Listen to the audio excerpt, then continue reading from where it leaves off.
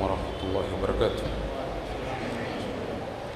إن الحمد لله نحمده ونستعينه ونستغفره ونعوذ بالله من شرور أنفسنا ومن سيئات أعمالنا. من يهده الله فلا مضل له ومن يضلل فلا هادي له، وأشهد أن لا إله إلا الله وحده لا شريك له، وأشهد أن محمدًا عبده ورسوله. يا أيها الذين آمنوا اتقوا الله حق تقاته ولا تموتن إلا وأنتم مسلمون. يا أيها الناس اتقوا ربكم الذي خلقكم من نفس واحدة وخلق منها زوجها وبث منهما رجالا كثيرا ونساء، واتقوا الله الذي تساءلون به والأرحام إن الله كان عليكم رقيبا. يا أيها الذين آمنوا اتقوا الله وقولوا قولا سديدا يصلح لكم أعمالكم ويغفر لكم ذنوبكم، ومن يطع الله ورسوله فقد فاز فوزا عظيما. فإن خير الحديث كتاب الله، وخير الهدي هدي محمد صلى الله عليه وسلم، وشر الأمور محدثاتها، وكل محدثة بدعة، وكل بدعة ضلالة، وكل ضلالة في النار. Baada ya kumshukuru Mwenyezi Mungu Subhanahu wa Ta'ala na kumtakia rehema Mtume Muhammad sallallahu alaihi wasallam, leo tuko kwenye aya ya 9 katika suratul Ahzab, ambazo hizi aya zinazungumza kuhusu vita vyenyewe, ghazwatul Ahzab. Aya ya 9 mpaka kufikia aya ya 27 zote za husiana na ghazwatul Ahzab, lakini hivi vita ghazwatul Ahzab tutavichukua mukhtasar kulingamana na ilivyozungumzwa katika Albidayatu wan Nihaya ya Ibn Kathir. Na Bidaya wa Nihaya hii tunaoitumia ni ile ambayo imefanyiwa tahqiq na Dr. Abdullah ibn Abdul Muhsin At-Turki, ambayo imekusanya mujalladi 21. Vita vya Ahzab kwenye hiki kitabu vimetajwa kwenye juzu ya 6 kuanzia safha ya 8 mpaka safha ya 69. Kwa hivyo haiwezekani izungumzwe safha zote kulingamana na hali ya vita vilivyo, isipokuwa tutafanya mukhtasar kuonyesha ile picture ya hivi vita katika Albidayatu wan Nihaya, kisha tafsiri ya hizi aya ambazo zimelenga vita vyenyewe hivi ambavyo tunavizungumza. Tayeb, kauli yenye nguvu kwanza katika kauli ya jamhuri ya wanavyoni ni kuwa vita vya Uhud vilikuwa Shawwal mwaka wa 3, na vita vya Khandak ilikuwa ni Shawwal mwaka wa 5 wa kugura Mtume sallam min alhijra. Mazungumzo ya kuhusiana na vita vya Khandak ni kuwa kikundi katika Mayahudi wakatajwa. Kuna huyu Sallamu ibn Abil Huqaiq an-Nadhari na Huyay ibn Akhtab an-Nadhari wa Kinanatu ibn Rabi' ibn Abil Huqaiq na Hawdhatu ibn Qais al-Wa'ili wa Abu Ammar al-Wa'ili. Hawa na wa Hawdhatu ibn Qais al-Wa'ili wa Abu Ammar al-Wa'ili ni katika kikundi katika Bani Nadhir, na kikundi chengine katika Bani Wa'il. Hawa wote walotajwa wasema ndio waliojipanga, waliojikusanya kwa lengo la kumtaka kumpiga Mtume sallallahu alaihi wasallam. Kharaju, walitoka hatta qadimu ala Quraishi Makkah, walitoka wakaja kwa makureishi wa Maka, fada'auhum ila harbi rasulillahi sallallahu alaihi wasallam, wakawaita makureishi wa Maka kuja kumpiga mtume sallallahu alaihi wasallam. Na walisema nini? Hawa ni Mayahudi. Walisema inna sanakunu ma'akum alayhi, sisi tutakuwa pamoja na nyinyi kwa lengo la kumpiga mtume mpaka tumng'oe mtume sallallahu alaihi wasallam katika hiyo dini yake na kumng'oa Madina. Hasa Makureishi walipoambiwa hayo na Mayahudi walisema, ya maashara yahuda, enyi kongamano la Mayahudi, innakum ahlul kitabi alawwali, nyinyi ni watu wa kwanza muliopewa kitabu, yani nyinyi ni katika ahlul kitab. Wal ilmi bima asbahna, na tujuavyo katika sisi tulivyo na mtume Muhammad ni kuwa nakhtalifu fihi nahnu wa Muhammadun, sisi na Muhammad tuna khilafu, sisi na mtume Muhammad tunatofautiana. Sasa tunataka kuuliza nyinyi suala. Sasa sikiza, Makureishi wanawauliza Mayahudi maswala, afadinuna khairun am dinuhu, je, dini yetu ni bora ama dini ya Muhammad? Kwa maana dini yetu hii masanamu wanaoyaabudu wao ni bora ama dini ya mtume Muhammad? Makureishi wanawauliza Mayahudi. Qalu, wakasema, bal dinukum khairun min dinihi, bali dini yenu nyinyi Makureishi ni bora kuliko dini ya mtume Muhammad. Wa antum aula bilhaqi minhum, na nyinyi ni aula zaidi, ni bora zaidi kwa haki hata kuliko mtume Muhammad. Sasa hawa, liliteremka neno la Mwenyezi Mungu kuwahusu hawa walonena dini ya Mayahudi ni bora kuliko dini ya mtume Muhammad, bali wao ni bora kuliko Muhammad. Mwenyezi Mungu asema, alam tara ila alladhina utu nasiban min alkitab, wawaona wale ambao wamepewa sehemu katika kitabu, yu'minuna biljibti, wanaamini uchawi wao, watwaghuti, na wanaamini twaghut, wayaquluna, kisha wanasema, ona wao imani zao ziko kwenye uchawi na imani zao ziko kwenye masanamu, kisha wanasema, wayaquluna lilladhina kafaru, na wanasema kuambia makafiri, haulai ahda min alladhina amanu sabila, hawa ndio waongofu zaidi wa barabara hata kuliko kina mtume Muhammad. Ulaika alladhina la'anahumullah, hawa ni wale ambao Mwenyezi Mungu amewalani. Wa man yal'ani llahu falan tajida lahu nasira, na alolaniwa na Mwenyezi Mungu hapati mwenye kumnusuru. Aya 51 mpaka 52 katika suratul Nisa. Hii ni aya ya wahusu wale walofadhilisha ibada ya Makureishi ya kuabudu masanamu, eti dini yao ni bora kuliko hata dini ya Muhammad, bali wao ni ahaki zaidi. Waliposema hivyo kuambia Makureishi, Makureishi wakafurahi na wakachangamka kabisa, wakawa na nishati kwa lile ambalo wamelinganiwa nalo katika kumpiga mtume sallallahu alaihi wasallam. Sasa Makureishi na wao wakajikusanya na wakajiandaa barabara kisilaha. Kisha lile kundi la Mayahudi baada ya kutoka kwa Makureishi washawadhabiti kisiasa, wakatoka tena wakaenda kwa kabila la Ghatafan, wakawalingania vita vya ushirikiano kumpiga mtume Muhammad sallallahu alaihi wasallam, na wakawaelezea kuwa tushapeleka hii siasa kwa Makureishi na Makureishi wameridhika na tayari wametufuata juu ya jambo hilo. Sasa wakajikusanya pia pamoja na wao, ni mkao mwingine sasa huo.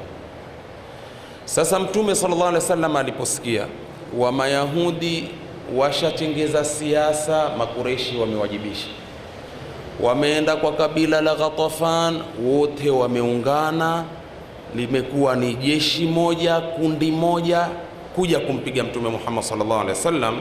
Mtume aliposikia na kwa kuwa wamejikusanya kwenye jambo hili, sasa ikawa ni kutoka fikra tufanyeje. Ibn Hisham asema kwenye kushauriana, Salmanul Farisi akatoa wazo, haraka tutimbeni mahandaki pambizoni mwa Madina. Hii Madina yote tuizunguke kwa handak. Salman huyu ni yule ambaye Mtume sallallahu alayhi wasallam asema, Salmanu minna yani ahlal bait. Hu Salman ni katika sisi ahlu bait ya Mtume, akamtia katika ahlu bait. Sasa Mtume sallallahu alayhi wasallam akaanza kugawa sasa ile ardhi ya Madina pambizoni, kila mmoja kumpa sehemu yake ya kutimba handak. Na Ibn Kathir katika Al-Bidaya wa Nihaya asema Mtume sallallahu alaihi wasallama aligawanya kila watu 10 kwa kipimo cha dhiraa 40, akapimwa dhiraa 40 ili atimbe handak hiyo. Wakawa Muhajirun na Ansar wanatimba mashimo pambizoni mwa Madina na wanabeba michanga kwa mabega yao, na huku wanasema haya, nahnu alladhina bay'u Muhammadan ala aljihadi ma baqina ahada. Nafikiri ni ibara ambalo sigeni hili huwa mkilisikia sana. Sasa lilivyozungumzwa kwa mujibu wa hiki kitabu kilichofanyiwa tahqiq na At-Turki, asema wanabeba mchanga na huku anasema hivyo, sisi ni wale tulombai Muhammadi kwa kupigana jihadi kwa kiasi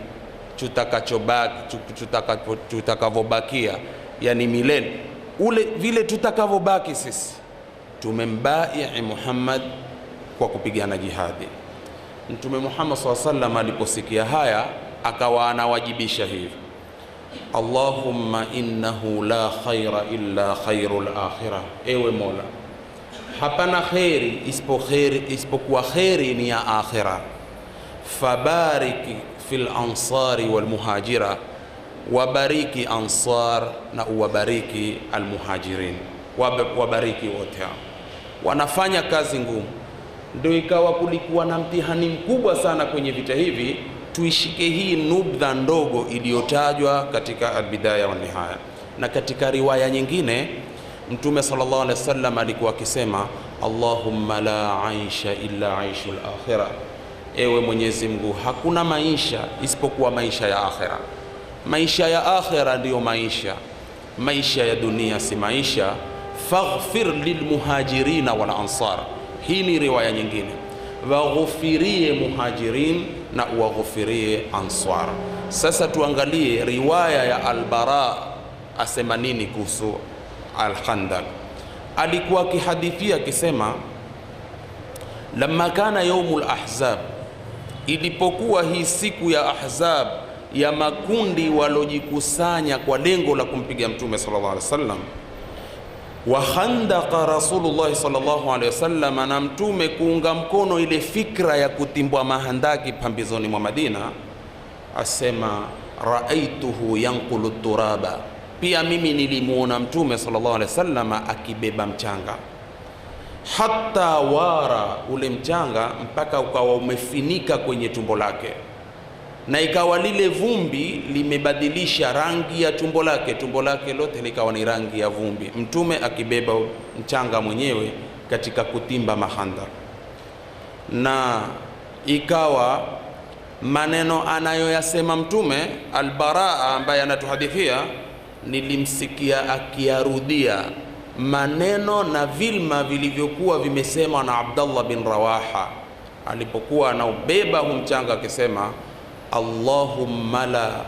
Allahumma laula anta mahtadaina wala tasaddaqna wala sallaina faanzilan sakinatan alaina wa thabbit alaqdama in laqaina innal ula qad baghaw alaina wa in aradu fitnatan abaina.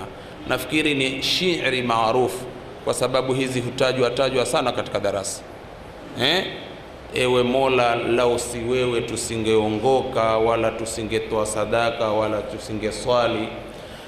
Tuteremshie sakina, utulivu kwetu, uthibitishe nyayo tupambanapo na makafiri, kwa sababu wao wametutakia sisi hizi fitna, tena fitna ambazo sisi tumezikataa. Akawa anazirudia hizi. Na Salman huyu alotoa fikra za kutimbwa mahandak pambizoni mwa Madina, asema Mtume sallallahu alaihi wasallama kwenye kushiriki kwake kwenye kazi ya kutimba mahandak pia akisema, bismillahi wa bihi hudina walau abadna ghairahu shaqina, kwa maana kwa jina la Mwenyezi Mungu, kwa jina la Mwenyezi Mungu na kwa jina lake Mwenyezi Mungu hudina, tumeongozwa sisi, tumepata uongofu, na lau tungelimwabudu mwingine sisi tungekuwa waovu. Hapo Mtume afanya kazi. Salman asema, akisema haya, kisha ya habadha rabban wa habba dina, na katika ad-dalail hii ya habadha rabban wa habba dina asema ni kwa maana fa ahabba rabba wa habba dina. Ahabba rabba ni kumpenda Mola, alimpenda Mola na akaipenda dini. Yasemwa maneno hayo na wao wanatimba mahandaki, na Mtume sallallahu alaihi wasallam akawa anakariri kusema hili, Allahumma la khaira illa khairul akhirah, ewe Mola hapana khairi isipokuwa khairi ni ya akhira. Fa aslihil ansara wal muhajira, wasilihishe ansar, watengeze ansar na watengeze mambo yao ansar na muhajira.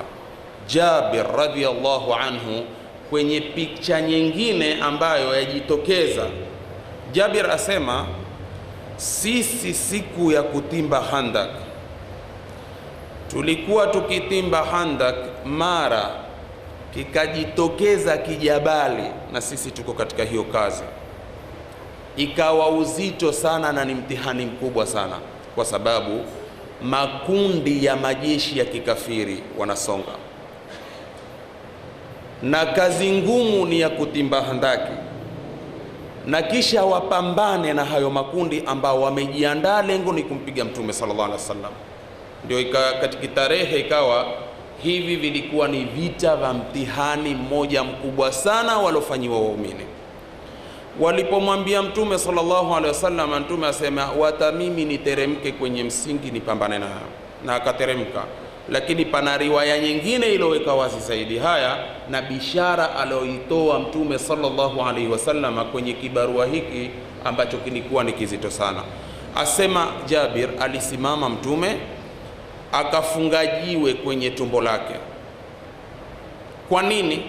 Jabir asema labithna 3 ayamin la nadhuqu dhawaqan, tumekaa siku 3 hakuna ambaye ameonja chochote.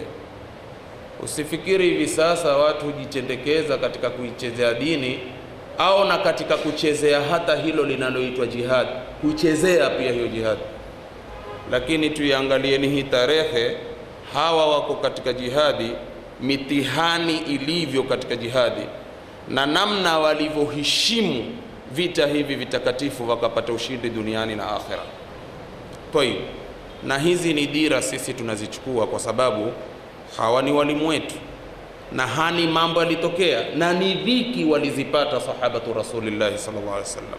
Mtume mwenyewe huyo tayari amefunga jiwe kwenye tumbo lake, kumbe siku 3 mfululizo hawajaonja chochote, na kibarua kigumu ni hiko, na adui yuko karibu, tena makundi ahzab. Jabir asema nilipoiona hii hali nilichambua kwa Mtume sallallahu alaihi wasallam kwa tumbo lake vile lilivyo na kule kujifunga lile jiwe, raaitu minan nabii sallallahu alaihi wasallam khamasa, ni kule kuwa tumbo tupu, kama ile hadithi Mtume alivyosema lau annakum tatawakkaluna ala Allahi haqqa tawakkuli, yani kwa hiki kilma, lao nyinyi mnamtegemea Mwenyezi Mungu haki ya kumtegemea, la razaqakum kama yarzuqu at-tayra, angeliwaruzuku kama jinsi anavyowaruzuku ndege. Taghdu himasa, alaysa kadhalik, kutoka mapema chumbo kavu anandaa, wataruhu bitana, na akarudi akawa na shibe.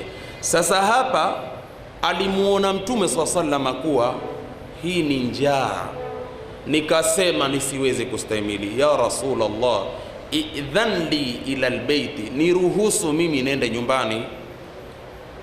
na Mtume SAW akamruhusu. Alipomruhusu aliondoka kwenda nyumbani. Jabir asema faqultu limraati, nikamwambia mke wangu, nilimwambia mke wangu, raaitu bin nabiy sallallahu alayhi wasallam shay'an ma kana fi dhalika sabrun, nimeona kwa Mtume jambo ambalo halihimili mtu kusubiri. Fa indaki shay'un, je una chochote? Mwanamke akamwambia Jabir, indi sha'irun wa anaqun, nina ngano kidogo, nina na mbuzi. Akasema basi nchinje huo mbuzi. Fadhabahatil anaq, akamchinja ule mbuzi. Wa tabahati sha'ir, na ile ngano akaipika. Kisha akaenda akamwambia Mtume sallallahu alaihi wasallam, haya twende nyumbani wewe na watu fulani fulani. Jabir asema Mtume sallallahu alaihi wasallam alipojua kiasi cha chakula kilichopikwa kule, basi Mtume kawaambia Waislamu wote wale ambao wako kwenye kazi ya kutimba handaki, na riwaya inasema ilikuwa ni watu 300 ama ilikuwa ni watu 800, akawaambia nyote twendeni kwa Jabir, qumu ila Jabirin, haya simameni jamani, twendeni kwa Jabir. Si ni mtihani wa jamaa? Haya, faqamu, na jamaa wakasimama, wakatoka gurupu wafuatana na Mtume, wenda kwa nani? Wenda kwa Jabir. Asema Jabir katika kujihadithia, falaqitu min alhayai ma la ya'lamuhu illa Allah, nikaja nikaona haya, hizo haya hakuzijua mwingine ajuaye Mungu. Maana mimi nimekwenda kufanya tadaruki kwa ile kumuona Mtume hali yake, yeye ashike mkono na watu wawili watatu, akatukua kikosi chote, la ilaha illa Allah. Sasa wakultu, nikasema sasa, nikamwambia mke wangu, Mtume sallallahu alaihi wasallam jaa bil khalqi ala sa'im min sha'irin wa anaqin, amekuja na halaiki kikwetu, amekuja na nkao wa watu kwa pishi moja ya ngano na kibuzi kimoja. Jamani, wadakhaltu ala mraati, asema upesi nikaingia kwa mke wangu. Aqulu, nasema kumwambia mke wangu, kasema mwanawe, mama, iftadhahti, leo umefedheheka wewe. Nani? Jabir amwambia mkewe, umefedheheka leo. Jaaki Rasulullah sallallahu alaihi wasallam bil handaki ajma'in, Mtume amekujilia na handaki wote, watu wote wanaotimba wote waja nao Mtume, na chakula ni hiko. Faqalat, akasema, walikuwa wanawake wa imani, akasema hal kana sa'alaka kam ta'amuk, yeye Mtume alikuwa amekuuliza kiasi cha chakula chako? Kiasi alikuwa amekuuliza? Kultu naam, nikamwambia ndio. Basi aliposema hivyo mwanamke akasema, basi Allahu wa rasuluhu a'lam, Allah na mtume wake ndiye mjuzi zaidi, hata nisikutie kero. Asema Jabir, fakashafat anni ghamman shadida, akaniondoshia mimi dhikizi kubwa sana. Ile kusema Mungu na mtume ndiye anayejua, kama amekwambia na amejua kiasi ni hiki na akatuletea nkao wote huko, basi Allahu wa rasuluhu a'lam. Basi akaingia Mtume na kikosi chote cha Handak. Alipoingia akaitisha, haya kitolewe hiko chakula. Kilikuwa kiasi kidogo sana. Mtume mwenyewe sasa akachukua jukumu la kulisha kile kikosi. Anawakatia katia ile mikate iliyotengenezwa na ngano, wapa kijisupu kidogo, kipande cha nyama kidogo kidogo, hivyo hivyo. Jamaa twende kazi. Naelewa kwamba siku 3 hawajaonja chochote na wako katika kazi ngumu cha kutimba msingi. Hasema mpaka kikosi chote kilishiba, watu wote wakashiba, wakawa barabara, warudi sasa kuanza upya kazi kwa shibe.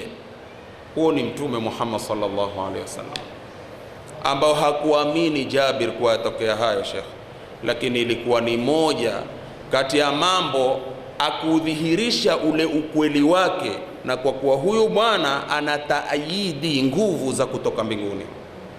Sasa twende katika picture ya bishara. Nimesema sielezi yote, nitaeleza ile picture tu, kisha tuiachie Qur'ani tukufu ile inavyozungumza bishara. Sasa Mtume sallallahu alayhi wasallam alisikika akisema haya: nusirtu birru'bi wa utitu jawami alkalimi wa ju'ilat liya al-ardu masjidan wa tahura wa baina ana naimun utitu bimafatihi khazaini al-ardi fatullat fi yadi. Asema nimepewa nusra na uoga, kwa kuwa nishapewa nusra ya kutokuwa mwoga kabisa. Moja, nimepewa jawami'ul kalim. Jawami'ul kalimi ni Mtume kwenye mazungumzo yake akatemka kitu kwa kilma kimoja tu. Kile kilma alichokitemka Mtume kikajaza mujalladat, kikajaza vitabu afaida na mafunzo yanayopatikana kwenye neno moja tu alilolinena Mtume sallallahu alaihi wasallam. Akasema nimepewa hayo, kisha mengine nilohusishiwa mimi. Ju'ilat liya al-ardu masjidan wa tahura, nimefanyiwa mimi, nimejaliwa mimi hii ardhi kuwa ni msikiti na tahara. Na pana riwaya inayokuambia ukikutwa na swala pahala popote, hapo ndipo msikiti ni mwako na hapo ndipo pahala pa kuchukua tahara yako. Na nilipokuwa nimelala, Mtume asema nilipewa funguo za hazina za ardhi nikatupiwa mbele yangu. Kwa hivyo hii ni bishara, itakuja kutafsiriwa kwenye riwaya nyingine alivyosema Ibn Kathir katika al-Bidayah wa Nihaya, na katika hadithi ambayo ni sahihi. Picha tunaoipata katika Ghazwatul Ahzab, Mtume sallallahu alaihi wasallam akasema haya: inna Allaha zawaliyal arda masharikaha wa magharibaha, hakika Mwenyezi Mungu amenikusanyia mimi hii ardhi, mashariki yake na magharibi yake. Hii ardhi Mwenyezi Mungu amenikusanyia mimi. Kisha Mtume kasema wasayablughu mulku ummati mazuya liya minha, utafikia utawala wa umma wangu. Umma wake ni ummata Muhammad. Utafikia utawala wao wa kuzishika ardhi kwa kiasi ya hii ardhi jinsi nilivyokusanyiwa. Zote hizo ni bishara azitoa Mtume sallallahu alaihi wasallama katika hili la Ghazwatul Khandaq. Haya, sasa jamaa kule wanachangamkia msingi, wanapiga ile mitaro kwa ishara ya Salmanul Farisi, na Mtume kaunga mkono fikra hiyo, kwa sababu ili wapate ushindi na ili wapate nusra, kwa sababu makundi yalikuwa ni mengi na kikosi cha Waislamu kilikuwa ni kichache sana. Asema katika kutimba Khandaq lilikuja kujitokeza jabali kubwa sana, yani kwenye Khandaq, na hapa ndipo pahala ambapo palionyesha Waislamu jinsi walivyopata dhiki na mitihani katika hii Ghazwatul Ahzab au Ghazwatul Khandaq. Vipi? Kwanza siku tatu ni hayo, watu hawana chochote. Mtume mwenyewe kaingia kazini katika kutimba mahandak, mpaka ukatoka hiyo huruma ya Jabir akafanya aliyofanya, na kukaonekana ile alama za uthibitisho ya utume wa Mtume, ya watu wote kupata shibe kwa chakula ambacho ni kichache sana. Haya, mtihani mwingine ni huo, jeshi la songa na kazi imesimama kwa sababu ya jabali lililojitokeza katika hiyo Khandaq. Asema Mtume Muhammad sallallahu alaihi wasallam akaja akachukua nyundo akaanza kulikabili lile jabali, na akasema bismillahi, kwa jina la Mwenyezi Mungu. Yani alisema bismillah, kwa jina la Mwenyezi Mungu. Alipopiga bismillah, wa dharaba dharbatan fakasara thuluthaha, akapiga pigo kwenye lile jabali, thuluthi yake likapasuka. Sasa lilipopasuka thuluthi yake, waqala, Mtume akasema Allahu akbar, akapiga takbira, Allahu akbar. Mwasemaje hapo? Pastahiki Mtume apige takbira ama pastahiki apige takbira? Pastahiki. na takbiri hupigwa sehemu hizi, hazivaliswi tu takbiri. Angalia hapa, ni haki apige takbiri, wacha tunaweka sawa mambo kupitia kwa Qur'ani. Mafhumu? Jabali limejitokeza, majeshi yanasonga, ni hofu hiyo. Hofu zimethubutu kwa jamaa, hali imekuwa mbaya. Afanyeje Mtume? Bismillah, kadipiga lile jabali thuluthi yake kupasuka, akasema Allahu akbar, Mungu ndiye mkubwa, astahiki hapo apige takbiri.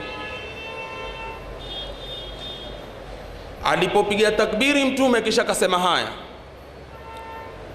u'titu mafatiha Sham, hivi sasa nimepewa funguo za Sham. Umesikia bishara hizo? Nimepewa funguo za Sham, na amepiga takbiri, ni ushindi huo. Wallahi, kisha Mtume kasema, na apa kwa Mwenyezi Mungu, inni la ubsiru qusura alhamra insha Allah, hivi sasa mimi naona makasri mekundu akipenda Mwenyezi Mungu. Uko Madina yatimbwa handak, shekhe ashapewa funguo za Sham. Kwa hivyo Mtume pale pale asema, mimi hivi sasa naiona Syria. Aonyeshwa bishara hiyo kwamba utaicheka hii. Kwa nini Mtume asipige takbiri hapo? Alipiga takbiri na ni pahala pake hapo kupigwa takbiri. Isitoshe halijesha hilo nini na ni jabali, shekhe bado ni mtihani. Thumma dharaba thania, akapiga pigo la pili, shika nyundo akaipiga mara pili, thuluthi mbili zikayeyuka. Mtume SAW akapiga tena, Allahu akbar, utitu mafatiha Faris, funguo za Faris nishapewa. Wallahi, na apa kwa Mwenyezi Mungu, inni la ubsiru qasra almadain alabyad, hivi sasa mimi naona kasri za Madain al-Abyad, makasri hivi sasa natazama. Kwa nyundo ya pili aliyoipiga kwenye jabali, bishara na miujiza anaoionyesha Mwenyezi Mungu Subhanahu wa Ta'ala kuthibitisha utume wake. Nyundo ya pili. Thumma dharaba thalithata, kisha akapiga ya tatu. Faqala, na tatu akasema bismillah, kwa jina la Mwenyezi Mungu. Faqata'a baqiyat alhajar, jiwe lote lililobaki akalikata pande mbili. Akapiga takbiri tena, Allahu akbar, utitu mafatiha al-Yaman, hivi sasa nimepewa funguo za Yaman. Wa inni la ubsiru abwaba Sanaa min makani as-saa, na hivi sasa mimi natazama milango ya Sanaa nikiweko pahala pangu hapa saa hii saa nilipo hapa pahala nilipo mimi, natazama Sanaa, makasri yake, miji mitatu mikubwa, bishara yake ikaja kwa Mwenyezi Mungu kuonyesha miujiza yake na dhiki walizozipata Waislamu katika tokeo hili la Ahzab.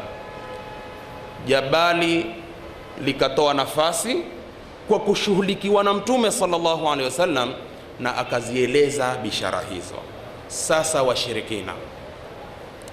washirikina waliuzunguka mji wa Madina kwa siku ya kiasi 20 na angalia, ilikuwa ni tokeo la kitarehe katika mitihani aliyofanyiwa Mtume na askari wake. Siku 20 na leila, kariban min ash-shahr, karibu mwezi mzima. Balaa zikawa kubwa zaidi, maana Waislamu wachache, makundi mengi ya kikafiri, Ahzab, na lengo mkupigwa Mtume, atakaso yatolewe Madina, ivamiwe Madina, wafekelewe mbali Waislamu wote. Asema wa'adhuma inda dhalika albalau, balaa zikawa kubwa zaidi. Washtadda alkhawfu, na hofu ikazidi, watu wakazidi kuwa na hofu. Wa atahum aduwuhum min fawqihim, wakawajilia Waislamu akiweko komanda Mtume Muhammad sallallahu alaihi wasallam, wakawajilia kwa juu yake kwa upande fulani wa Madina.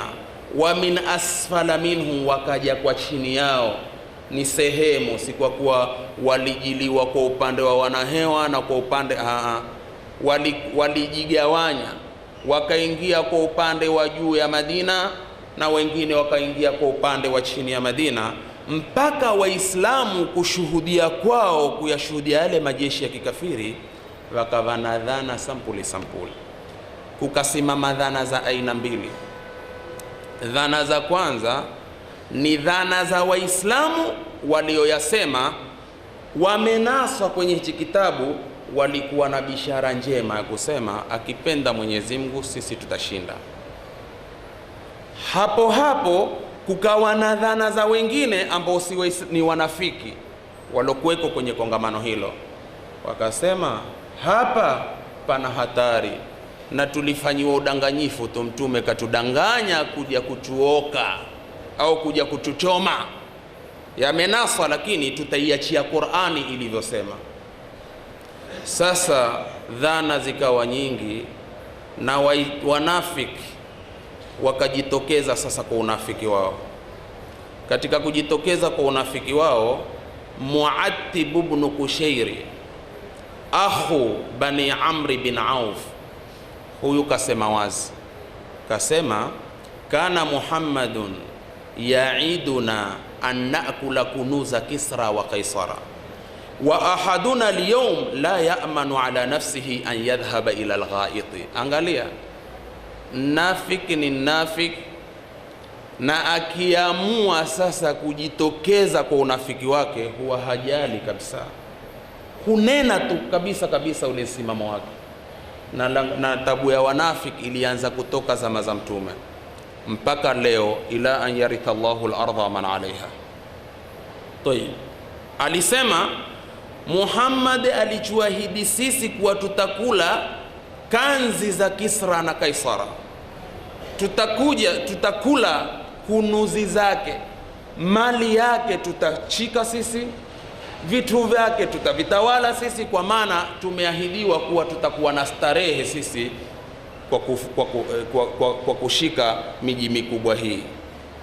Wa ahaduna al-yawm, na mmoja wetu leo, la yaamanu ala nafsihi, hawezi kujiamini nafsi yake, an yadhhaba ila al-ghaiti, hata kwenda chooni. Yani kama kusema ndizo kunuzi za Kisra na Kaisara hizo, huo ndio utawala uliosema. Mpaka Aus ibn Qaidhi na yeye naye akasema, ya Rasulallahi, ewe mtume wa Mwenyezi Mungu, si huyo mnafiki tayari ashasema ulituahidi kunuza Kisra wa Kaisar, ndizo kunuzi hizo, mtu hawezi hata kwenda kukojoa. Majeshi hayo yako mbele, mahandaki ni haya ametufanyia tabu, kisha tuambie ati sisi manake tutashinda na tutatawala hiyo miji. Hii ni istihzai katika dini ya Mungu, na istihzai katika dini ya Mungu wamejikusanya wanavyoni ala kufri, ukafiri ya mwenye kufanya istihzai katika dini ya Mwenyezi Mungu. Haya, sikiliza na huyu akasema, na huyu akasema, ya Rasulullah, ewe mtume wa Mwenyezi Mungu, sikiza, inna buyutana aura, nyumba zetu ntupu, hazina walinzi. Kwa hivyo ikiwa hazina walinzi zitavamiwa na maadui, zitakwenda kuvamiwa, tupokonywe kila kitu. Inna buyutana aura min al-adu wa dhalika an mala'in min rijali qaumihi. Ibn Kathir asema tena, aliyetemka haya kwenye kundi la watu wake. Unajua kuna watu, wanafunzi wetu wa Fathul Adhim huwaita watu wa manaati. Watu wa manaati, watu wa majisifa, watu wa kupenda sifa. Mwangalie mtu wa kupenda sifa, mara nyingi hutaka aline nalo, anene katika baraza ili awashajiishe wasikilizaji. Jamaa sema, hakuna kama huyo, huyu ndiye pekee, huyu ndiye sheke huyo, huyu ndio msimamo huyo. Sasa angalia hapa, kunena nyumba zetu ntupu mbele ya watu wake, manake nini? Ni ili apate support. Mkweli bwana, sisi tuandana mahandaki tu, makafiri ni majeshi ni hayo yaja, nyumba zetu tupu bwana. Mkweli kama anavyosema, alitaka support. Na kuna watu hutaka support hata kwa uovu, kuna watu hutaka support hata kwa kuikhalifu Qur'ani, hata kwa kukhalifu manhajun nabawi sharif. Hii ndiyo mitihani iliyoko katika wakati wetu. Twende katika hii habari. Akawambia fa'dhan lana, Mtume turuhusu an narjia ila darina, turudi majumbani mwetu. Majumba yetu yako nje ya Madina pia, hawa wakigeuza dira watakwenda kuvamia majumba yetu. Haulai Albidaya wa Nihaya nasema hawa wa amthaluhum, na mfano wa hawa, almuraduna biqaulihi, ndio walokusudiwa kwenye neno la Mwenyezi Mungu aliposema wa idh yaqulu almunafiquna, na wakati waliposema manafiki. Kumbuka Mtume Muhammad, walladhina fi qulubihim maradun, na wale ambao katika nyoyo zao pana ugonjwa wa unafiki. Ma wa'adana Allahu wa rasuluhu illa ghurura, hakutuahidi sisi Mungu na mtume wake ila ametuahidi uongo mtupu. Hai, sasa ikiwa mtu aweza kujasiri kusema Mungu na mtume katuahidi uongo mtupu, asokuwa Mungu na mtume mbo kuambiwaje? Wa idh qala ta'ifatun minhum, kumbuka kiliposema kikundi katika wao wanafiki, wakawageukia watu wa Yathrib ambao watu wa Madina. Hapo si wamesema wazi kusema hakutuahidi Mungu na mtume isipokuwa udanganyifu. Kisha kikundi katika wanafiki wakasema ya ahla Yathriba, enyi watu wa Yathrib, wakikusudia watu wa Madina, la muqama lakum, nyinyi hamuna utulivu wala hamuna makao tena. Farji'u, rudini, ataneni na mtume, rudini, atawachoma huyo. Wayastadhinu fariqun minhumun nabi, wakataka ruhusa katika kikundi katika wao wakamtaka ruhusa mtume. Yaquluna, wanasema inna buyutana aura, nyumba zetu ni tupu, hazina watu. Wama hiya biaura, wala zilikuwa si tupu. In yuriduna illa firara, walikuwa wataka kukimbia vita tu, ulikuwa ndio ugonjwa. Mtu uko katika uwanja wa vita akawa hutafuta mbinu za kukimbia, na ambao kukimbia katika vita ni katika akbarul kabair. Nitawapa mfano mmoja tu, lakini kwanza twende.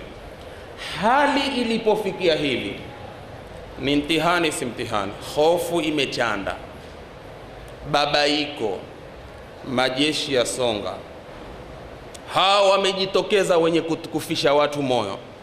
Majumba yetu ni matupu, wengine mtume turuhusu, hakuna ahadi zozote za ukweli tulizopawa. Ulituambia tutapata kunuzi za Kisra na Kaisar, hakuna lolote, mtu hawezi hata kwenda choni. Maneno ya kutinda kwenye kipindi kizito, ulikuwa ni mtihani.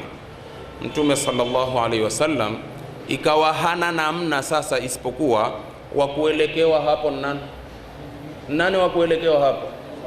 Yani iwe majeshi yamekuja kwa kila pande, kila kipembe, wanasonga. Waislamu wenye kujihami ni wachache. Kwenye wachache kuna maneno sumu ya kufishana moyo, kana yale maneno ya kikwetu. Kwa nini usiwe ni mtihani mkubwa? Amwelekee nani sasa Mtume Muhammad sallallahu alaihi wasallam baada ya kuwa hali imesonga boma sampuli hiyo? Hana alilolifanya, alimwelekea Mwenyezi Mungu subhanahu wa ta'ala kwa dua, kuwaombea na kuwapiza hawa ambao ni makundi waliojitokeza. Lengo ni kuja kumpiga mtume, na kupigwa mtume kumalizwa ni kupigwa dini kumalizwa, na hii dini na tarehe yake. Hata la Ahzab ambao tunaleta picha yake tu kwenye kurasa karibu 60 na, lakini mapema kama ulizuka mtihani ya mtume sallallahu alaihi wasallama, watu kuchungilia kwenye jabali pale hapa hala alipojificha wakati yuaenda Madina, ingekuwa jambo la dini limemalizika kitambo. Ndipo wenye kite cha dini wakalia, walikohulia kidini pale katika pango. Abu Bakr akalia, hakulia kwa lolote kama alikuwa ni uoga kama mwanamke eti huogopa kufa kama wanavyosema wengine. Hapana, ilikuwa kilio chake ni kilio cha dini. Makafiri huangaliwa miguu yao na mtume uko hapo, lakini zikapita kudra za Mwenyezi Mungu azza wa jalla. Abu Bakar kuona miguu ya makafiri, vitabu vinasema kama mmoja alichungilia tu angelimuona mtume na rafiki yake. ingekuwa si hatima yake imekwisha, kwa sababu ilikuwa kumetolewa ofa ya ngamia 100. Sheikh, ngamia 100 nkana kupewa migari 100 wakati huu. Jamaa wakatoka kufa kupona, wenda kutafuta aradha dunia. Mleteni mtume hayyan kana au mayitan, hata kama nkitwa chake tu cha kuthibitisha amekufa, mtu atapewa ngamia 100. Sasa kama angelichungilia mmoja angelionekana mtume na ingekuwa ndio hatima yake. Abu Bakar akalia, ndipo mtume akamwambia, waonaje wewe, penye wawili watatu nani? Watatu Mungu. Kwa hivyo wakutegemewa ni nani? Ni Mungu. Fa'ama Allahu absara, Mungu akawapofoa macho yao, wakaamini wenyewe. Haiwezekani hapa la mtume kujificha, na yawezekana. Halikuwezekana kwako kama mwanadamu, lakini kwa Mungu hakuna lisilowezekana.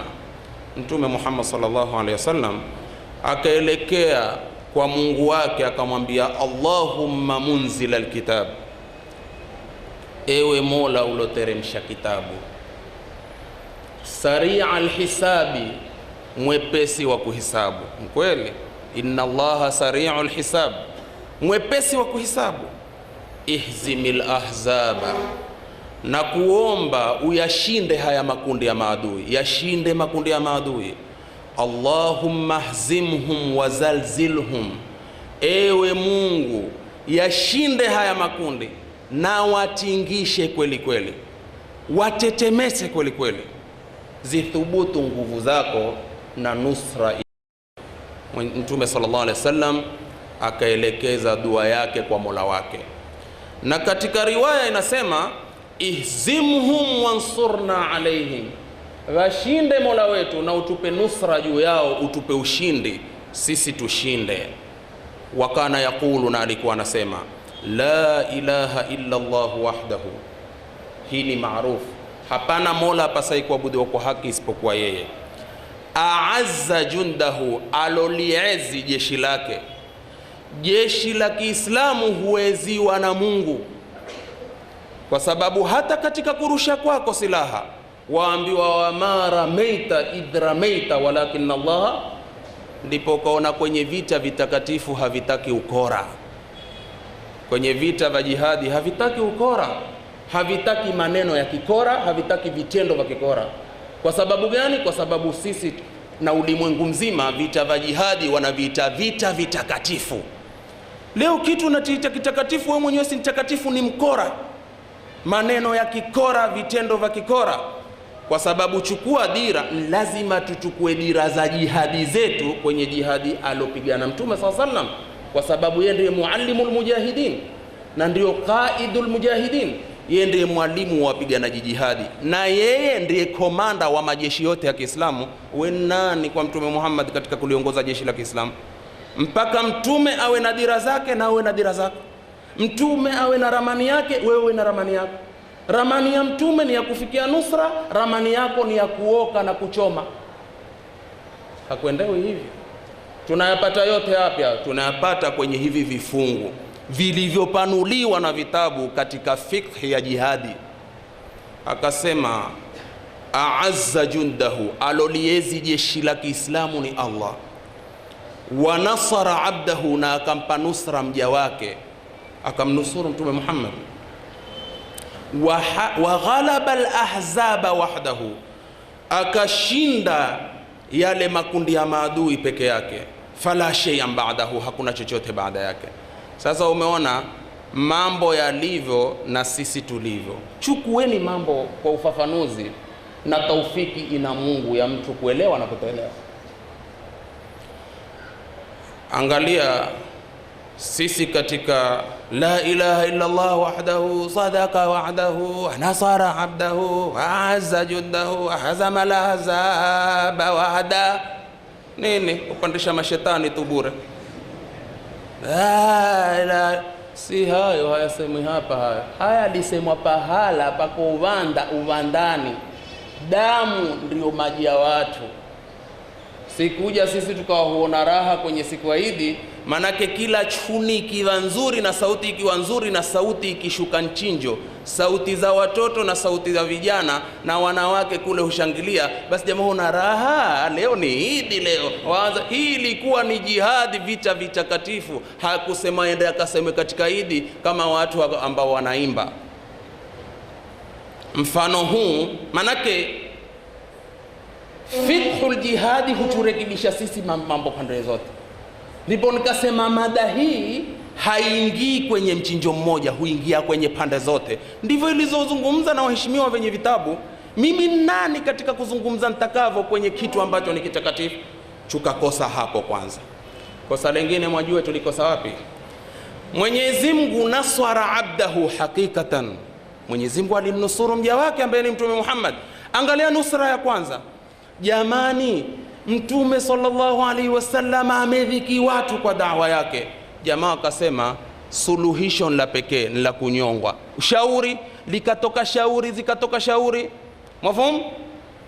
Na mashauri haya yalitoka kwenye Darun Nadwa. Darun Nadwa siku hizi huitwa Nkohinuri. Alaysa kadhalika? Mtu kutokujielewa nishati aseme hivi, kwa sababu ukimpeka mtu Darun Nadwa, wale walikuwa makafiri na sisi si makafiri. Ni mtu kuwa ni finyo katika fiqhul jihad, finyo katika uelewa wa jihadi ilivyozungumzwa katika vitabu vya Kiislamu. Wakaenda wakajikusanya kwamba mtume lazima anyongwe. Wajua ilitoka fikra gani? Chutukue kwa chika kila kabila barobaro mmoja, Shaban Jalda achukue mkuki, wajikusanye kwenye nyumba ya Mtume Muhammad. Akitoka apigwe pigo la mwanamume mmoja, damu yake iwe imemwagwa na makabila yote, litashindwa kabila lake kulipa kisasi, itakuwa kupigana na makabila yote. Wakapanga hizo njama. Walipoenda tunataka haraka haraka, saa al-khuruj ikifika, hii ina maana Mwenyezi Mungu ule wakati wake au takao kwa waja wake kuwafanya hivi, huwa nkufanya tukivovote. Makafiri wako wapi? Makafiri wako mbele ya nyumba na mikuki, wachungilia wamuona mtume amelala kwenye kitanda. Saa ilipofika kwambia Mwenyezi Mungu ambia mtume, haya sasa nkutoka. Ilikuwa mtume tatoka kwa wapi? Kwa wapi? Hakuna hivyo. Ni hapo hapo penye mwamba ndipo patapatikana ndia hapo. Picha hapo hapo, ni amri ya Mungu, na mtume akapita hapo hapo. Alipopita hapo hapo, watu wamelala wanatoa koromo, badala ya kuwa wanamuotea mtume kumuua, wamekuwa masungusungu wanailinda nyumba ya mtume sallallahu alaihi wasallam. Mtume akaja akawapita huyo njia za ndani ndani, na Myahudi Abdullah bin Urayqid alomwamini mtume kamficha ficha mpaka kwenye pango. Ona tarehe namna inavyoenda. Alipoingia hapo, huku jamaa wakiumburikana wakishtuka, alolala kwenye tandiko ni Ali ibn Abi Talib. Ukisikia mtu pia kujitoa muhanga, msitukue kujitoa muhanga ni nno nchu kujilepua tu. Kujitoa muhanga si ulepuzi tu shekhe, na ziangaliwe zitabu, kila linaloitwa kujitoa muhanga mtu alichie pia huingia katika kujitoa muhanga. Hilo si kujitoa muhanga huko? Kujitoa muhanga huko. Allahumma pengine vibarobaro wa sasa hawataamini hilo toa, manake Ali hakujilepua, kushinda kujilepua kosha. Amelala, mikuki ikiingia yote akichomwa na yeye, hakuchomwa mtume, amechomwa nani? Lakini akasema ndipo pale piganeni jihadi kwa mali yenu na nafsi zenu. Kupigana jihadi nafsi ni hii. Amelala kitandani, ipotelea mbali, hata mikuki yote ije itakuwa imeingia, mimi niflie mbali, lakini kwa usalama wa Mtume Muhammad sallallahu alaihi wasallam. Ndio hiyo jihadi nafsi msioielewa nyinyi. Tumeelewa vizuri? Sasa mtume katika kuhadithia asema, nilipopewa amri ya kutoka, Mwenyezi Mungu alifanya miujiza hii. Sasa katika suratu Yasin, hii ni habari twatolewa sisi hali ilivyokuwa wakati mtume atoka na makafiri wako mbele yake. Ilikuwa hali gani? Ilikuwa ni hivi, waja'alna min baini aydihim wa min khalfihim faaghshaynahum fahum la yubsirun. Sasa hii ndugu zanguni tukaikosea kama tulivyokosea nasara abdahu wa azza jundahu. Sisi huimba kwenye Idi, na hii imekuwa jamaa, mwajua habari iliyoko, mkija kuvamiwa nyumbani na wajambazi, pana dua moja kali Ipi? Wewe soma tu, wajalna min baini aydihim saddan wa min khalfihim saddan fa'ashaynahum fahum la yubsirun. Isome, sina wasiwasi na isome. Wale 40 brothers wakija, alesa kadhalik, wakija pale usiseme lolote, hata ukiwa na kingoro usipige, nyamaza kimya, wewe kile akibula tu. Wajalna min baini aydihim sadda, geti ya kwanza iko chini, wa min khalfihim sadda, chuma cha pili kiko chini, fa'ashaynahum fahum la yubsirun. Rumu yako washafika na mlango yote imevundwa, wachinjwa kama mwanapaka. Kwa nini? Kwa sababu akuichezea Qur'ani na kuipa matafsiri ya kimaajabu maajabu. Mtume atuambia miujiza ilipita, alipotoka tulijalia mbele yao kizuizi na nyuma yao kizuizi, tukawafinika wakawa hawaoni. Zikazidi hasira walipoona kuwa wamelala wamlinda Ali na mlengwa hayuko. Ndipo hapo kukatoka ofa ya ngamia 100, jamaa wakaitambulia majangwani, wakaenda mpaka kwenye pango. Mungu akaleta miujiza yake pia wasimuone. Kwa hivyo Mwenyezi Mungu Subhanahu wa Ta'ala nasara abdahu, na kwenye ahzabi bila shaka tamnusur. Wa ghalaba al-ahzaba wahda fala shay'an ba'da. Mtume sallallahu alayhi wasallam na maswahaba zake katika vile namna Mwenyezi Mungu alivyosifu kutokamana na hofu na shida, kwa kule kudhihiri maadui juu yao na kuwajilia mbele nyuma kwa kila upande. Vipi Mwenyezi Mungu alipitisha nguvu zake? Vipi Mwenyezi Mungu alivunja hila za Ahzab?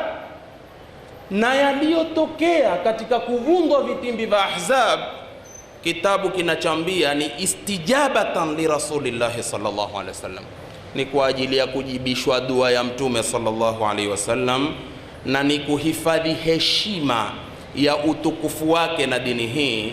Hapo Mwenyezi Mungu akatingisha nyoyo zao, akawatumia upepo ambao ni mkali sana, upepo ambao unarusha na mawe.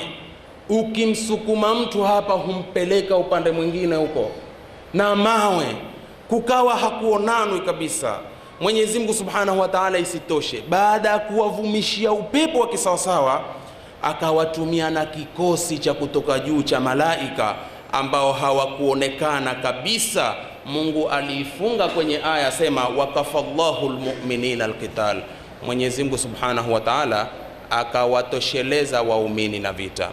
Ndugu zanguni katika imani, haya ni picha fupi niliyoitoa kwenye ukurasa kuanzia wa 8 mpaka wa 69 katika riwaya za kuvurugana kwenye Ghazwatul Ahzab, lakini tukachukua vile muhimu kuionyesha picha ilivyo. Ilikuwa ni hii, tuiache Qur'ani tukufu inazungumza vipi.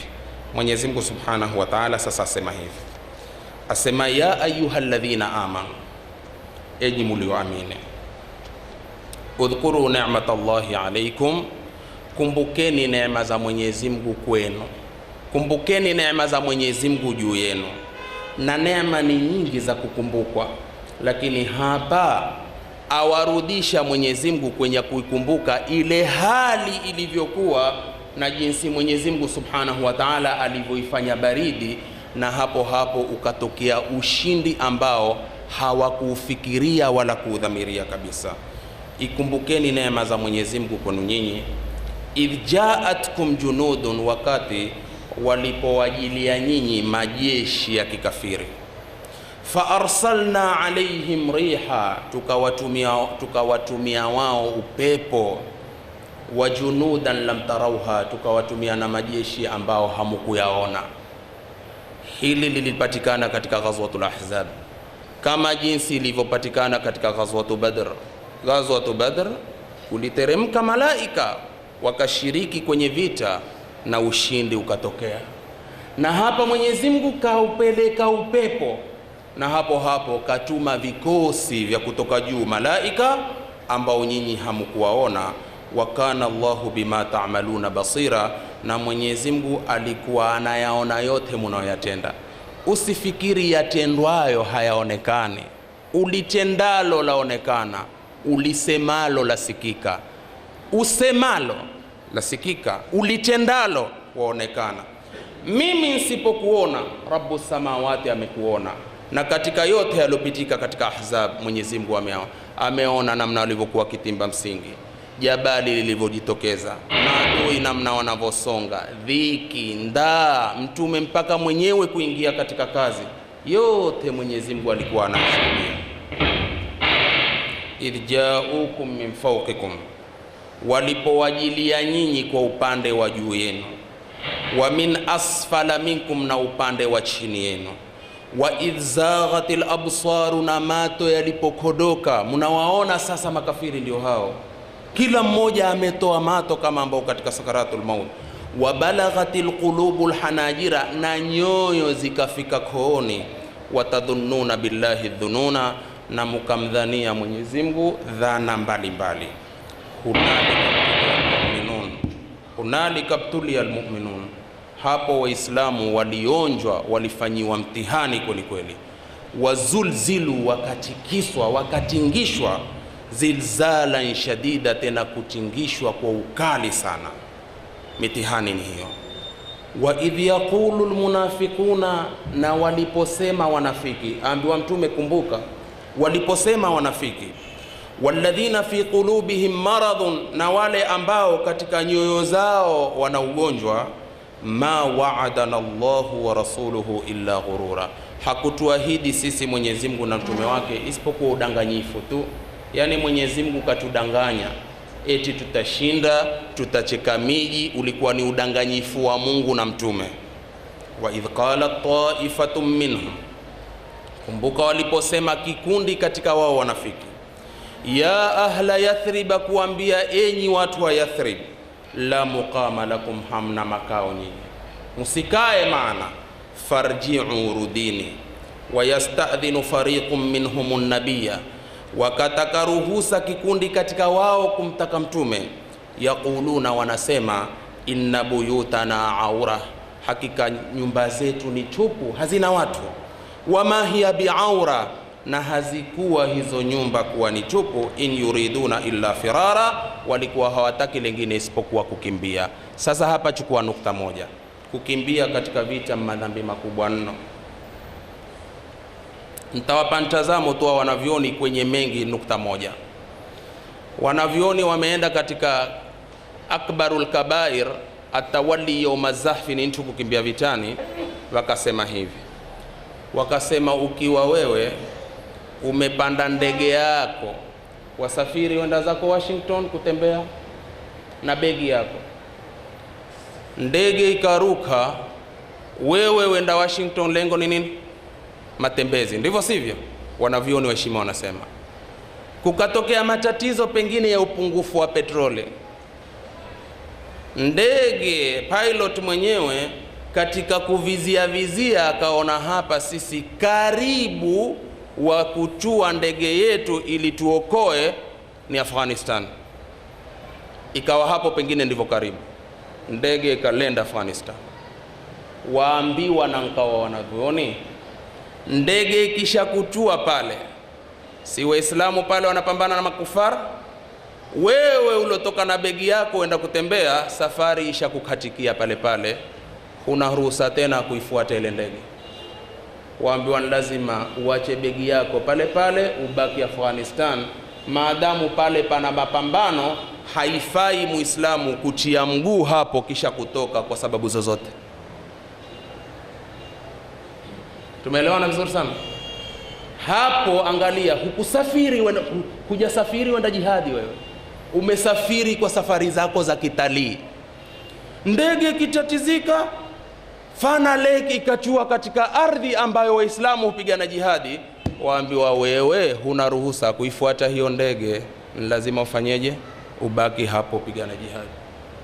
Lakini ajabu kwa watu wenye kutoka kwa itikadi ya kuwa hii ni ardhi ya jihadi, wakafika kwenye ardhi ya jihadi, kisha wakatoka tena wakarudi, na hakuna fatwa ya kukubalika kwenye hayo isipokuwa tu randa na maneno mengi na nshingilio na nshindilio wa matakbiri. Mambo sheria na mambo huenda kisheria, haya yako tena. Niko tayari kumuonyesha na mtu na zaidi ya hayo, ya kuwa mguu ukiingia katika ardhi jihad huna ruhusa kutoka tena.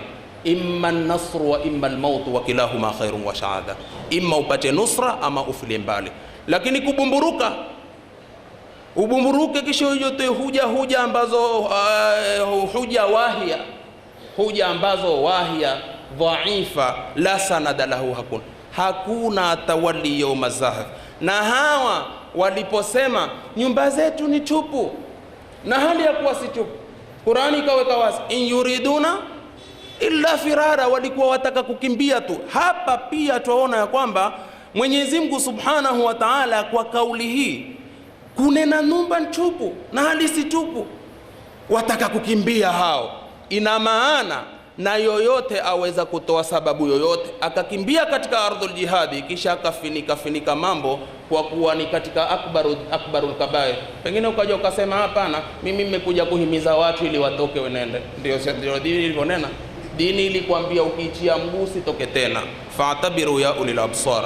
Yakisemwa haya watu hawataki kuelewa. Watu wataka kuelewa hamasa zisizokuwa na misingi na mikakati ya fikihi ya Qur'ani ama fikihi ya hadithi ya Mtume sallallahu alaihi wasallam ama fikhul jihad.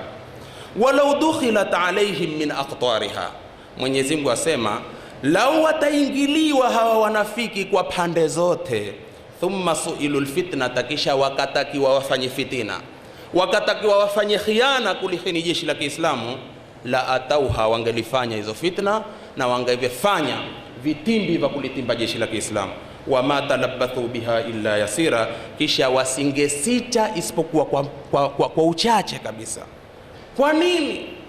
Sikilizeni utamu wa Qur'an. Walaqad kanu ahadullaha min qabl, hawa wanafiki hakika walikuwa wamemwahidi Mwenyezi Mungu kabla ya hapo, la yuwalluna al-adbara, kwa kuwa hawatageuza migongo yao katika vita. Wakiingia vitani mvita tu, nusra ama kufa. Wakana ahdullahi mas'ula, na ahdi ya Mwenyezi Mungu itaulizwa. Ahadi ni mtu asigeuze mgongo wake. Hufaa kugeuza mgongo wakati gani? Wewe kama barobaro uko katika vita, mutakumbuka siku za Mungu. Kama tukinena haya hunena kwa haki ama kunena kupendelea mikao yenu isiyokuwa na maana. Kuzunguka katika vita kuko wapi? Ndipo pale nikasema ni mukae chini, angalao musome mashari'ul ashwaqi fi masari'ir rijal, ujue mbinu za kugeuka katika vita. Ukigeuka kivipi hungi katika akbarul kabair, wapi utafanya vipi na wapi utafanya vipi. Lakini hilo la kuambiwa njoni musome, ni mwambiwa kusoma si muhimu. Waambiwa waweza kugeuka kwenye vita, na huambiwi kwamba kwa umetoa mgongo, wakati vile vikosi vilivyogawanywa kuna maimana, maisara, muqaddam, muakhar. Mtume akizigawanya vikosi namna hii. Sasa wewe ukiwa katika kikosi maimana, ukipiga jito maisara, wamevamiwa vikali sana, huzidiwa kinguvu, waambiwa waweza kugeuza dira. Sasa hapo, sasa hii haiitwi kukimbia vitani, huitwa umetoka kwenye position nyingine kwa dharura kwenda kuunga wengine kwa lengo la kufanyeje. Hii ni fikhi katika jihadi, utaka watu wajue. Walaqad kanu ahadullaha min qabl, hakika walikuwa wamemwahidi Mwenyezi Mungu kabla. La yuwalluna al-adbara, hawatatoa mgongo, hawatageuza migongo. Wakana ahdullahi mas'ula, na ahdi ya Mungu itaulizwa. Qul, sema Muhammad kuambia, lan yanfa'akumul firaru, hakutoa nyinyi kukimbia vitani. In farartum min al-mauti, wapo mutakimbia kifo. Eti hukimbia vitani kwa kuwa mwakimbia mutakufa, halitowafaa. Awil qatli, ama kuuliwa pia halitowafaa. Wa idhan la tumatta'una illa qalila, na wakati huo hamutastareheshwa isipokuwa kwa muda mchache sana. Mkimbie katika vita kwa kuogopa kufa ama kuogopa kuuliwa, wallahi hamutapata starehe isipokuwa kwa muda mchache sana. Qul, sema Muhammad kuambia, man dhalladhi ya'simukum min Allah, nani atakayewahifadhini nyinyi kutokamana na Mwenyezi Mungu? In arada bikum su'a, Mungu akiwatakia ubaya, au arada bikum rahma, ama akiwatakia rehma. Mungu akiwatakia ubaya, akiwatakia rehma, nani atakayewahifadhi? Kwa maana Mungu ataka kuwaletea rehma, uko mtu tazuia. Mungu ataka kuwaletea nakama, uko mtu hatazuia. Hakuna isipokuwa yeye. wala yajiduna lahum min dunillahi, na hawatopata wao asiyekuwa Mwenyezi Mungu waliyan, mwenye mlinzi, wala nasira, wala mwenye kuwaokoa. Hawatopata kabisa mwenye kuwapa nusra na mwenye kuwalinda asiyekuwa Allah tabaraka wa taala. Mwenyezi Mungu asema qad ya'lamu Allahu almu'awwikina minkum, hakika anajua Mwenyezi Mungu wale walozuia katika nyinyi, wale walotefuta vipengele za kuzuia vita na kuwazuia wengine wasishiriki katika vita. Walqailina liikhwanihim, na wale wenye kusema kuambia ndugu zao, halumma ilaina, njoni kwetu, achaneni na mtume. Wala yatuna albasa illa qalila, na hawaingii hao vitani isipokuwa kwa uchache kabisa. Kwa nini? Ashihatan alaikum, kwa ubakhili tu walonao juu yenu. Fa idha jaa alkhawfu, khawfu ikija, raaitahum, utawaona wao, yandhuruna ilaika, wanakutazama wewe Muhammad, taduru a'yunuhum, macho yao yageuka, kalladhi yughsha alayhi min almaut, kama yule alozimia kwa ajili ya kutaka kufa, huzunguka macho yao kwa sababu wameiona hofu. Fa idha dhahaba alkhawf, hofu ikiondoka, salaqukum bi alsinatin hidadin, huwaudhi nyinyi kwa ndimi kali, vana ndimi sumu za kuwaudhi nyinyi. Ashihatan ala alkhairi, kwa ubakhili tu wa juu ya mambo ya khairi. Ulaika, watu hao, lam yu'minu, hawakuamini. Fa ahbata Allahu a'malahum, na Mungu akazipomoa amali zao. Wa kana dhalika ala Allahi yasira, na hilo kwa Mwenyezi Mungu ni lepesi sana. Yahsabuna alahzaba, wanafiki hao wanafikiria yale makundi ya maadui, lam yadhhabu, hayajaondoka. Wa in ya'ti alahzabu, na makundi yakija, yawaddu, wanapendelea na kutamani, lau annahum baduna fil a'rab, lau watakwenda majangwani pamoja na maadui, yasaluna an ambaikum, kuuliza habari yenu. Yani wende wakaungana na wabedui, wawe huuliza waislamu wamefika wapi, wamepigwa, wamepiga, wameshinda, wameshindwa. Kwa sababu gani? Anyoyo zao kuwa mbovu. Walau kanu fikum, na lau watakuwa pamoja na nyinyi, ma qatalu illa qalila, hawatopigana isipokuwa kwa uchache, kwa sababu anifaki zao. Laqad kana lakum fi rasulillahi uswatun hasana. Kisha hapa aya zinasema hakika imekuwa kwenu nyinyi kwa mtume wa Mwenyezi Mungu liwaza njema. Lazima tuwe na liwaza kutoka kwa mtume kwenye harakati zetu zote. Usipoliwazika na mtume kwenye haraka hizo, si haraka, ni ukora, kwa sababu Mtume Muhammad sallallahu alaihi wasallam ndiye kiongozi wa harakati zote duniani. Kwa hivyo lazima tuliwazike kwa Mtume sallallahu alaihi wasallam kwenye harakati zake. Liman kana yarju Allah, lakini kwa yule ambaye amtarajia Mwenyezi Mungu, wal yawmal akhir, na siku ya mwisho, wa dhakara Allah kathiran, na kumkumbuka na kumtaja Mwenyezi Mungu sana. Mwenyezi Mungu subhanahu wa ta'ala asema, walamma ra'a almu'minuna alahzaba, waumini walipoona makundi ya maadui.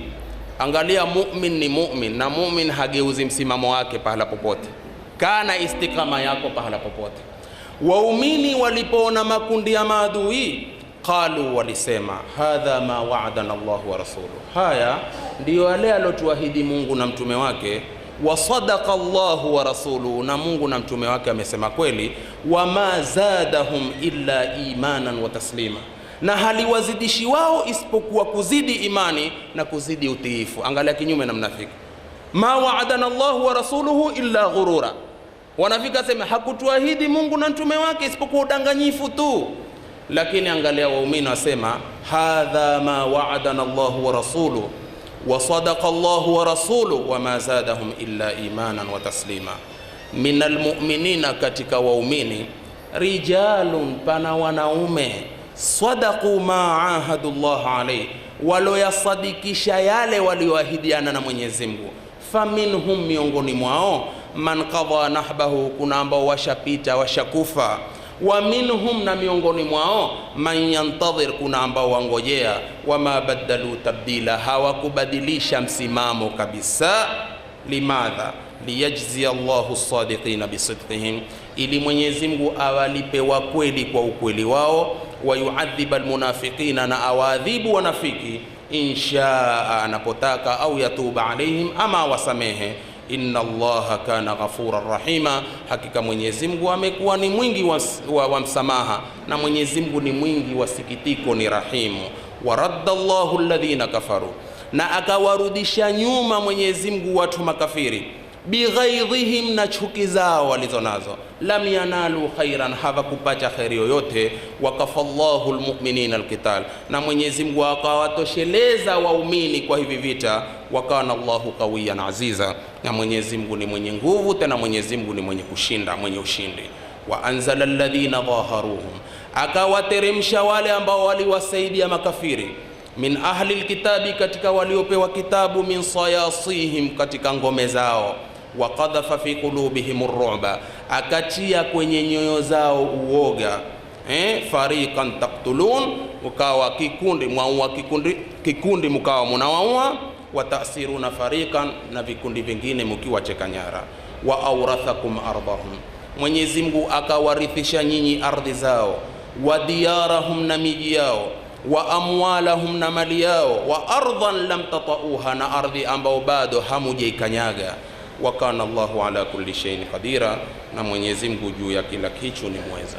Hii ni aya ya 9 mpaka aya ya 27 ilo tafsiri vita vya Ahzabi vilivyo na uwezo wa Mwenyezi Mungu ulivyopita katika vita hivi, vikasalia hapa. Akipenda Mwenyezi Mungu, kesho inshallah sura yaingia kwenye mkondo mwingine. Yale ninawaambia kuwa sura haiendi kwa mchinjo mmoja, sura inakwenda kwa michinjo tofauti tofauti. Sura moja ikawa inaeleza vitu zaidi ya kimoja. Na leo narudia tena, angalia, hii ni sura yajulikana kana Suratul Ahzab, yazungumza kuhusu makundi yalojipanga. Asli ni vita vya Khandak, si sura inayozungumza vita, haikuzungumza vita peke yake, hiyo imezungumza kuhusu vita. Sura yazungumza kesho itazungumza kuhusu wanawake wa Mtume, kati ya kucheguzwa, waitaka dunia ama wataka Mtume. Hii sura ina masala yanayohusiana na talaka, ina masala yahusiana na Mtume sallallahu alaihi wasallam kuruhusiwa mambo fulani kwa wake zake. Ni sura, picture ni ya vita, lakini ndani haikutajwa vita peke yake, imetajwa mambo mengi, ili wewe kama Muislamu sahibul Qur'ani usishike mchinjo mmoja. Ni ghazwatul ahzab, ghazwatul ahzab. Kwa hivyo mvita, hata ya nikaha uivute uichie vitani, si hivyo. Tuipe Qur'ani haki yake, ibainishwe itakiwavyo kubainishwa, kisha tuate hidayah ya taufiki kwa Mungu, amuongoe yule anayemtaka. Mwenyezi Mungu atujalie minal ladhina yastami'una alqawla fayattabi'una ahsana. اللهم أرنا الحق حقا ارزقنا اتباعه، وأرنا الباطل باطلا ارزقنا اجتنابه.